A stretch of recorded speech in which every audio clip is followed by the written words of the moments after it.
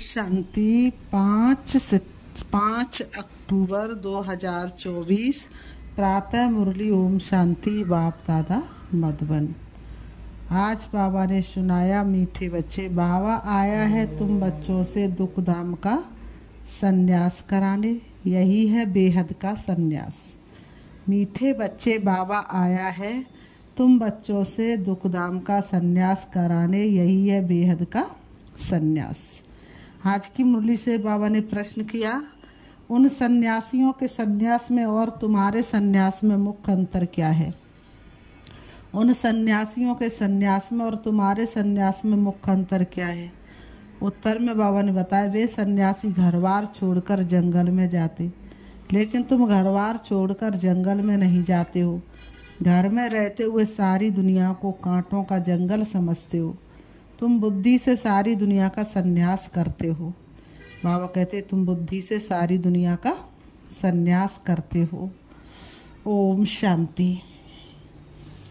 रूहानी बाप बैठ रूहानी बच्चों को रोज रोज समझाते हैं। बाबा कितनी मीठी मीठी समझाने हम बच्चों को रोज रोज देते हैं। बाबा कहते, क्योंकि आधा कल्पो के बेसमझ है ना। कब से बेसमझी शुरू हो गई? द्वापर युग से। जब से रावण ने प्रवेश किया तब से तुम बहुत बेसमझ बन गए। कलयुग में आते आते तो पूरे ही बेसमझ बन गए। अब तो तुम्हारे अंदर कोई समझदारी नहीं। जिसने जो कहा वही मानना शुरू कर दिया। तो रोज रोज समझाना पड़ता है। तो बाबा को तुम बच्चों को रोज रोज समझाना पड़ता है।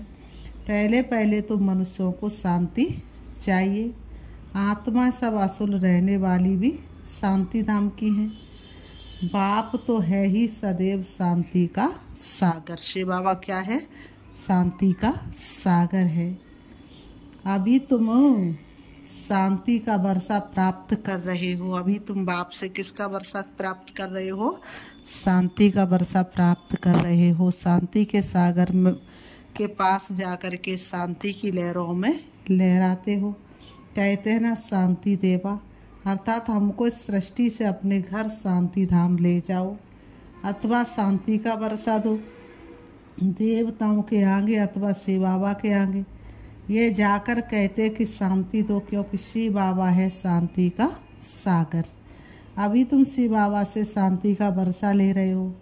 बाप को याद करते करते तुमको शांति धाम में जाना है जरूर। नहीं याद करेंगे तो भी जाएंगे जरूर। बाबा ने कहा, याद नहीं करेंगे तो भी शांति धाम में तो सब जाएंगे जरूर, कुछ भी हो जाए। याद इसलिए करते हो कि पापों का बोझा जो सिर पर हुआ खत्म हो जाए। कितने जन्मों का पापों का बोझा सिर। कहते हैं ना, शांति देवा, अर्थात हमको इस सृष्टि से अपने घर शांति धाम ले जाओ, अथवा शांति का वर्षा दो देवताओं के आगे अथवा शिव बाबा के आगे। ये जाकर कहते हैं कि शांति दो, क्योंकि शिव बाबा है शांति का सागर।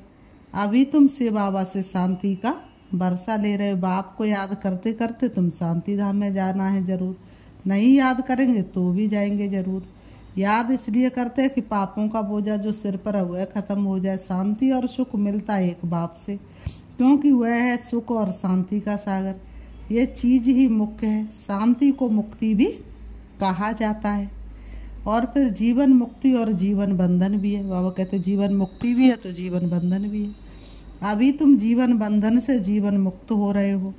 सतयुग में कोई बंधन नहीं होता है। गाया भी जाता सहज जीवन मुक्ति व सहज गति सदगति। अब दोनों का अर्थ तुम बच्चों ने समझाए। गति कहा जाता शांति धाम को, सदगति कहा जाता सुख धाम को। सुख धाम शांति धाम, फिर ये है दुख धाम। तुम यहाँ बैठे हो, बाप कहते हैं बच्चे शांति धाम घर को याद करो। आत्माओं को अपना घर भूला हुआ है। बाप आकर याद दिलाते हैं, समझाते हैं, हे रूहानी बच्चों, तुम घर जा नहीं सकते हो जब तक मुझे याद नहीं करेंगे। याद से तुम्हारे पाप भस्म हो जाएंगे। आत्मा पवित्र बन फिर अपने घर जाएगी। तुम बच्चे जानते ये अपवित्र दुनिया है। एक भी पवित्र मनुष्य नहीं। पवित्र दुनिया को सतयुग और अपवित्र दुनिया को कलयुग कहा जाता है। राम राज्य और रावण राज्य। रावण राज्य से अपवित्र दुनिया स्थापन होती है। ये बना बनाया खेल है ना। बाबा कहते ये बेहद का बाप समझाते हैं, उनको ही सत्य कहा जाता है। सत्य बात है तुम संगम पर ही सुनते हो, फिर तुम सतयुग में जाते हो। द्वापुर से फिर रावण राज्य शुरू होता है। रावण अर्थात असुर ठहरा। असुर कभी सत्य बोल नहीं सकते। बाबा ने कहा असुर कभी सत्य बोल नहीं सकते, इसलिए इसको कहा जाता है झूठी माया, झूठी काया, झूठा सब संसार है। आत्मा भी झूठी तो शरीर भी झूठा है। आत्मा में संस्कार भरते हैं ना, 4 धातु है ना, सोना चांदी तांबा लोहा, सब खाद निकल जाती है। बाकी सच्चा सोना तुम बनते हो इस योग बल से। तुम जब सतयुग में हो तो सच्चा सोना ही हो। फिर चांदी पड़ती है तो चंद्रवंशी कहा जाता है। बाबा ने कहा चांदी पड़ जाती तो चंद्रवंशी हो गए। फिर तांबे की लोहे की खाद पड़ती है। बाबा कहते हैं द्वापुर कलयुग में फिर योग से तुम्हारे में जो चांदी तांबा लोहा की खाद पड़ी वह निकल जाती है। तपस्या के बल से ये सारी खाद निकल जाती है। पहले तो तुम सब आत्मा शांति धाम में हो, फिर पहले पहले आते हो सतयुग में, तो उसको कहा जाता है गोल्डन एजट। उसको क्या कहेंगे? सोने की दुनिया। तुम सच्चा सोना हो, आत्मा तो सच्चा सोना है, उसमें अलाएं पड़ने के कारण झूठी बन गई है। योग बल से सारी खाद निकलकर बाकी सच्चा सोना बचता है। शांति धाम को गोल्डन एज नहीं कहा जाता है। Golden age, silver age, copper age यहाँ कहा जाता है। शांति धाम में तो शांति है। आत्मा जब शरीर लेती तब गोल्डन एजड कहा जाता है। फिर सृष्टि ही गोल्डन एज बन जाती, सारी सृष्टि ही सोने की बन जाती है। सतो प्रधान 5 तत्वों से शरीर बनता है। सतयुग में 5 तत्व कैसे होते? सतो प्रधान। तो शरीर भी कैसा होता है? सतो प्रधान। कलयुग में 5 तत्व तमो प्रधान, शरीर भी तमो प्रधान। आत्मा सतो प्रधान है तो शरीर भी सतो प्रधान है। तो कितनी सुंदर दुनिया होगी, कोई भी कमी नहीं होगी। फिर पिछाड़ी में आकर आयरन एजड शरीर मिलता है। इस कलयुग के अंत में सबके शरीर लोहे जैसे अर्थात रोगी बन गए हैं। किसी की काया निरोगी नहीं। किसी से भी पूछो तो कोई कह नहीं सकता कि हम संपूर्ण निरोगी हैं। कोई ना कोई रोग जरूर सता रहा होगा, क्योंकि आत्मा में खाद पड़ती है। तो गोल्डन एज, सिल्वर एज इस सृष्टि को कहा जाता है। सोने की दुनिया, चांदी की दुनिया इस सृष्टि को कहा जाता है। यही भारत सोने की चिड़िया और यही भारत लोहे की चिड़िया। तो बच्चों को क्या करना है? पहले पहले शांति धाम जाना है, इसलिए बाप को याद करना है। तभी तमो प्रधान से सतो प्रधान बन जाएंगे। इसमें टाइम उतना ही लगता है जितना टाइम बाप यहाँ रहते हैं। वह गोल्डन एज में पार्ट लेते ही नहीं। तो आत्मा को जब शरीर मिलता तब कहा जाता है ये गोल्डन एजड जीव आत्मा है। ऐसे नहीं कहेंगे गोल्डन एजड आत्मा है, नहीं, गोल्डन एजड जीवात्मा। फिर सिल्वर एजड जीवात्मा होती है। पहले सोने जैसी, फिर चांदी जैसी, धीरे धीरे कलाएं कम होती जाती है और आत्मा में शक्ति खत्म होती जाती है। तो यहाँ तुम बैठे हो, तुमको शांति भी है तो सुख भी प्राप्त होता है। तो क्या करना चाहिए? दुख धाम का संन्यास, इसको कहा जाता बेहद का संन्यास। तुम बच्चों को क्या करना चाहिए? दुख धाम का संन्यास, इसको कहा जाता बेहद संन्यास। उन सन्यासियों का है हद का संन्यास। घरबार छोड़ जंगल में जाते हैं। घरबार छोड़ तो देते लेकिन घरबार की याद बुद्धि में हमेशा बनी रहती है। उनको ये पता नहीं है कि सारी सृष्टि ही जंगल है। ये कांटों का जंगल है, ये है कांटों की दुनिया, वह है फूलों की दुनिया। वह बल संन्यास करते परंतु फिर भी कांटों की दुनिया में, जंगल में शहर से दूर दूर जाकर रहते हैं। उनका है निवृत्ति मार्ग, तुम्हारा है प्रवृत्ति मार्ग। वह तो घरबार छोड़ देते लेकिन तुम घर गृहस्थी में रहते हुए सन्यासी बनते हो। तुम पवित्र जोड़ी थे, अभी अपवित्र बने हो, इसलिए गृहस्थी को आश्रम कहा जाता है। सबसे बड़ा आश्रम बताया गया, लेकिन कब बताया गया? जब गृहस्थी पवित्र थी। उनको गृहस्थ आश्रम भी कहते। सन्यासी तो आते ही बाद में है, इस्लामी बौद्धि भी बाद में आते हैं। कृष्ण से कुछ पहले आते हैं, तो ये झाड़ भी याद करना है, चक्र भी याद करना है। बाप कल्प कल्प आकर कल्प वृक्ष की नॉलेज देते हैं। बाबा कब आते हैं? हर कल्प में आते हैं और क्या करते हैं? कल्प वृक्ष की नॉलेज देते हैं, क्योंकि खुद बीज रूप है, सत्य है, चेतन है। इसलिए कल्प कल्प आकर कल्प वृक्ष का सारा राज समझाते हैं। तुम आत्मा हो, परंतु तुमको ज्ञान सागर, सुख का सागर, शांति का सागर नहीं कहा जाता। ये महिमा एक ही बाप की है, जो तुमको ऐसा बनाते बाप की। ये महिमा सदैव के लिए है। सदैव वह पवित्र है और निराकार है। सिर्फ थोड़े समय के लिए आते हैं पावन बनाने। सर्वव्यापी की तो बात ही नहीं। तुम जानते हो बाप सदैव वहाँ ही रहते हैं। भक्ति मार्ग में सदैव उनको याद करते हैं। भक्ति मार्ग में बाप को सदैव याद करते हैं। सतयुग में तो याद करने की दरकार ही नहीं रहती। रावण राज्य में तुम्हारा चिल्लाना शुरू होता है। कब चिल्लाना शुरू होता है? रावण राज्य में। वही आकर सुख शांति देते हैं, तो फिर जरूर अशांति में उनकी याद आती है। बाप समझाते हैं, हर 5000 वर्ष बाद मैं आता हूँ। आधा कल्पो, बाबा कहते हैं आधा कल्प है सुख, आधा कल्प है दुख। आधा कल्प के बाद ही रावण राज्य शुरू होता है। इसमें पहला नंबर मूल है देह अभिमान। उसके बाद ही फिर और विकार आते हैं। देह अभिमान के बाद ही और विकार आते हैं। अब बाप समझाते अपने को आत्मा समझो, देही अभिमानी बनो। आत्मा की भी पहचान चाहिए। मनुष्य तो सिर्फ कहते आत्मा भ्रकुटी के बीच रहती है। मनुष्य कहते आत्मा भ्रकुटी के बीच रहती है। अभी तुम समझते हुए है अकाल मूर्त। उस अकाल मूर्त आत्मा का तख्त ये शरीर है। आत्मा बैठती भी कहाँ है? आत्मा कहाँ बैठती है? भ्रकुटी के बीच में। बाबा कहते अकाल मूर्त है ना, ये तख्त है, सब चैतन्य अकाल तख्त है। बाबा कहते सबरे तख्त कैसे? चैतन्य अकाल है। वह अकाल तख्त नहीं जो अमृतसर में लकड़ी का बना दिया है। बाप ने समझाया है, जो भी मनुष्य मात्र सबका अपना अपना अकाल तख्त है। बाबा कहते जो भी मनुष्य मात्र सबका अपना अपना अकाल तख्त, और सबकी आत्मा इस अकाल तख्त पर विराजमान है। भ्रकुटी में जगती ज्योति, इससे हर एक दीप जगा दे, सबको आत्म दर्शन करा दे। तो आत्मा आकर यहाँ विराजमान होती है। सतयुग हो या कलयुग हो, चाहे सतयुग में हो चाहे कलयुग में, आत्मा का तख्त है ही ये मनुष्य शरीर। तो कितने अकाल तख्त है? जो भी मनुष्य मात्र है अकाल आत्माओं के तख्त है। आत्मा एक तख्त छोड़ जट दूसरा लेती है। पहले छोटा तख्त होता है, फिर बड़ा होता है। यह शरीर रूपी तख्त छोटा बड़ा होता है। वह लकड़ी का तख्त जिसको सिख लोग अकाल तख्त कहते हैं, वह तो छोटा बड़ा नहीं होता है। ये किसको भी पता नहीं है कि सब मनुष्य मात्र का अकाल तख्त ये भ्रकुटी है। आत्मा अकाल है, कब विनाश नहीं होती है। आत्मा को तख्त भिन्न भिन्न मिलते हैं। सतयुग में तुमको बड़ा फर्स्ट क्लास तख्त मिलता है। बाबा कहते सतयुग में तुमको बड़ा फर्स्ट क्लास तख्त मिलता है। उनको कहेंगे गोल्डन एजड तख्त। फिर उस आत्मा को सिल्वर कॉपर आयरन एजड तख्त मिलता है। फिर गोल्डन एजड तख्त चाहिए तो जरूर पवित्र बनना पड़े। इसलिए बाप कहते हैं मामेकम याद करो तो तुम्हारी खाद निकल जाएगी। से बाबा कहते मीठे बच्चे मुझे याद करो तो तुम्हारी खाद निकल जाएगी।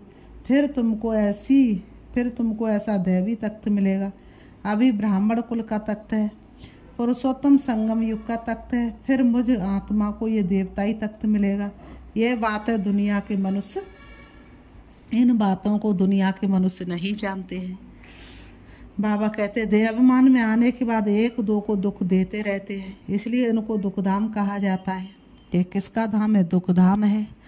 ये पत्थर का देश है, पगले कोई न तेरा होई, तो ये दुखधाम है। बाबा ने कहा इसलिए इसको दुखधाम कहा जाता। बाप बच्चों को समझाते शांति धाम को याद करो तो तुम्हारा असली निवास स्थान है। बाबा कहते मीठे बच्चे शांति धाम को याद करो जो तुम्हारा असली निवास स्थान है। तो टेम्परेरी है, आज है, कल इस घर को छोड़ना पड़ेगा। तो बाबा ने कहा सुख धाम को याद करो, इनको भूलते जाओ, इनसे बैराग ऐसे भी नहीं सन्यासियों मिसल घर बार छोड़ना है। बाप समझाते हुए एक तरफ अच्छा है दूसरे तरफ बुरा है।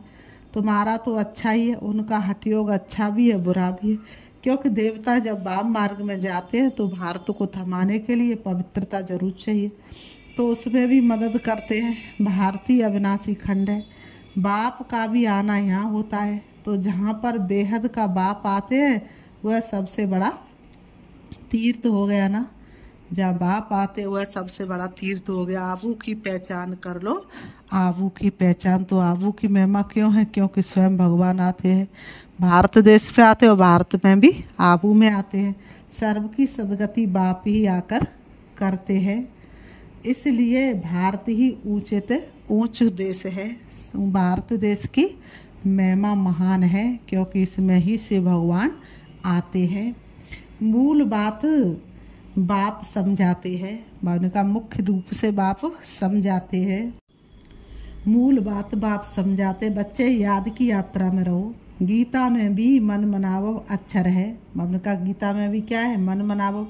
परंतु बाप कोई संस्कृत तो नहीं बतलाते हैं, बाप मन मनावो का अर्थ बताते हैं। बाबा ने संस्कृति में थोड़ी नहीं ज्ञान सुनाया है, संस्कृति में सुनाए तो बोली वाली माता समझ भी ना पाए।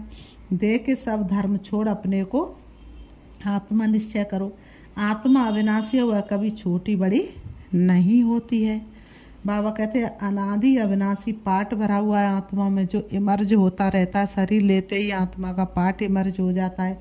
ड्रामा बना हुआ है, पिछाड़ी में जो आत्माएं आती हैं उनका बहुत थोड़ा पार्ट है, बाकी टाइम शांति धाम में रहते। स्वर्ग में तो आ ना सके, पिछाड़ी को आने वाले वहाँ ही थोड़ा सुख, वहाँ ही थोड़ा दुख पाते हैं।